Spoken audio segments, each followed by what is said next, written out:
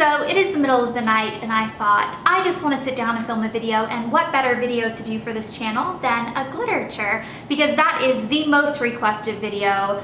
I feel like it's the most requested video on both channels. People just love Glitteratures and I'm well overdue one, and I actually just finished a book that was one of the better books that I've read in a long time. I really liked it. So it is Cruel Beauty by the author Rosamund Hodge. Do you guys remember when I did a Glitterature on Entwined, like way back in the day? I'll link it below if you haven't seen it. But that book was one where I just felt it was so magical and I enjoyed it so much that I was so sad when it was over. And that's the same way I felt about this book. That is what the cover looks like. I wish I had it like in person to show you guys, like the real book. So I haven't been buying a lot of like real books. I've been buying them on Audible and on my iPad, but I kind of miss having some real books, especially for these book reviews, because I feel like I don't have anything to like show you guys. But yeah, I just don't have anywhere to display them, so that's why I haven't been buying them. But I really miss them, so I think I'm gonna start buying them again and just find a place to display them. I'll just have to figure it out. This book is just, it was so good. It is a world that either takes place in the future or in the past. I'm not really sure which one. It's kind of written in a way where it could go either way, or maybe it's like that on purpose so that you don't know when it takes place. Maybe that was like a tricky trick that the author did on purpose, but I couldn't figure it out. Part of me thought it was in the past, part of me thought it was in the future. I don't even know. It's about a world, why am I doing this? Or it might just actually be a country in our world, or it might be in a different world. I really have no idea. But it's about like a country or a city. It might be like a city or a country or a world that this Glitterature is not going very well. So there's this city and it is being run by a demon, and he's created this like paper dome over the city so that they can't see the sky or the sun. When they look up, it looks like paper, they say in the book. And there are demons running amok everywhere. The Demon King is like the king of the city, country, world, and there's these demons running around everywhere, and if you see a demon, you go crazy. So everyone's terrified of the demons, and they like pay tributes, you know, they like pay things to the Demon King to keep, so that he keeps his demons in check, so that they're not seeing him and going crazy. And actually there's this one thing in the book that says, don't stare into the shadows or a demon might stare back at you.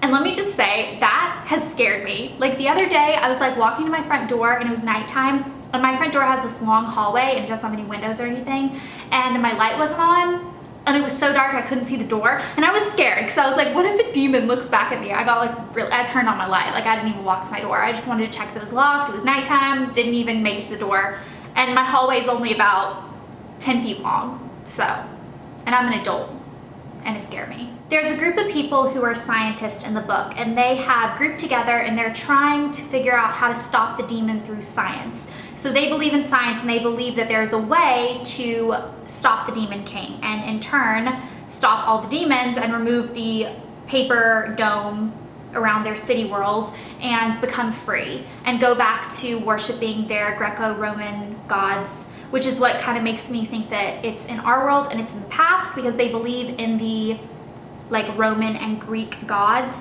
But then it's like written in a way that makes me think it's in the future. I have no idea. One of the group leaders from the scientist group, his wife was having trouble conceiving a child. So he made a deal with the Demon King that if the Demon King would make sure that the wife could become pregnant with twins, that he could have one of the twins when she became an adult for marriage.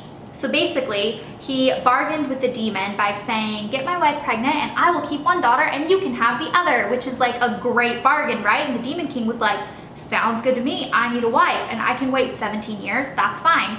So the book takes place on, I think it actually opens up on the girl's wedding day. Naturally, the girl is terrified and she has grown up all these years knowing that she was gonna have to marry the Demon King. She's never met him, she's never seen him. She's terrified and she's pretty sure she's not gonna make it through the night. She knows that she's being sacrificed for the scientist and she's not happy about it. She's definitely not a martyr. Like she kind of is like totally bitchy about the whole situation. She's very unhappy. She resents her twin sister for not being the one picked, and her twin sister is a complete doll and is like the nicest person, and she resents the fact that her sister is nice because she feels like her sister is only nice because she hasn't been burdened with the fact that she had to marry Demon King when she was 17 years old. The girl's name is Nyx, and she has been trained her entire life by this scientist group to be able to, the plan is that she's gonna marry this Demon King, and then she's going to unlock the 4 powers,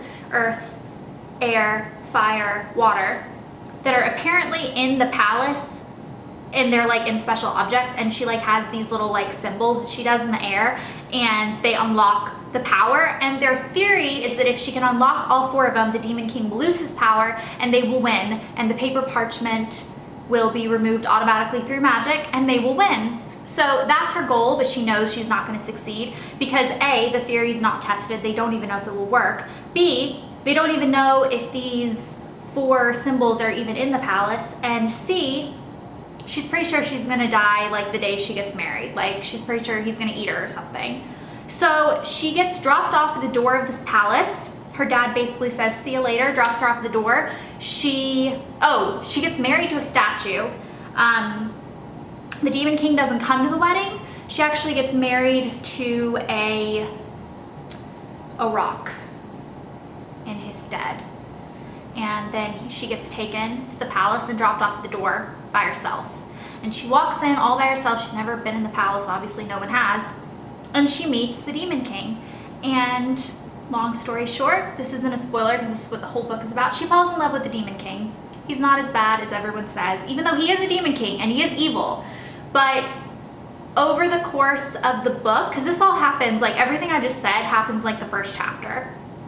And everything that happens in the book is her battling internally with her duty as the scientist's daughter to unlock the symbols and her growing love for the Demon King. So that is kind of what the battle is. It is likened to a Beauty and the Beast story. Is that proper English? It's likened to the Beauty and the Beast story, but it is compared to Beauty and the Beast. It's kind of like a modern retelling of Beauty and the Beast because, you know, the girl, I mean, he's very cute apparently according to the book. So he's not beastly, but he's beastly in the sense that he's a demon king and he's evil. And he's not evil to her, but he definitely does things in the book that are evil. I mean, he's not perfect. No one is. As time goes on, she finds out more about the Demon King's history and how he became the Demon King.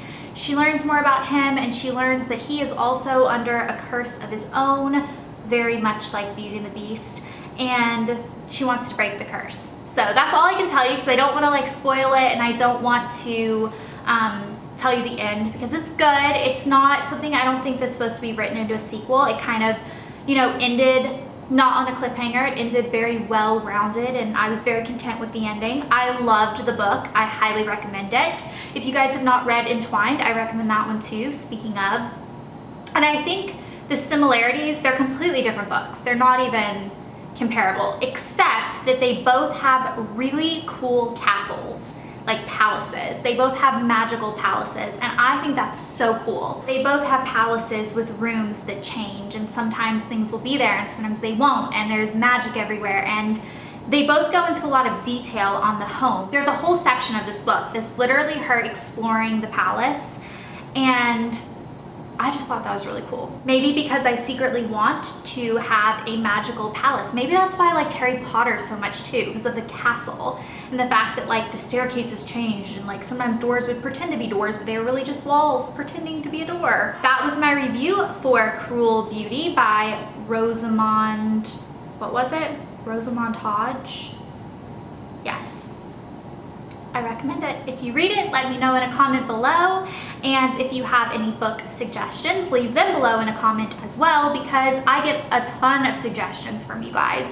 Pretty much every book I read comes either from me going to barnesandnoble.com and reading all the descriptions of every new release in teen fiction, which is my favorite type of book. I know there's other books out there. I like teen fiction, or getting direct suggestions from you guys. So yes, definitely leave me all of your comments and feedback below, and I hope you guys enjoyed this literature, and I will see you guys later. Bye.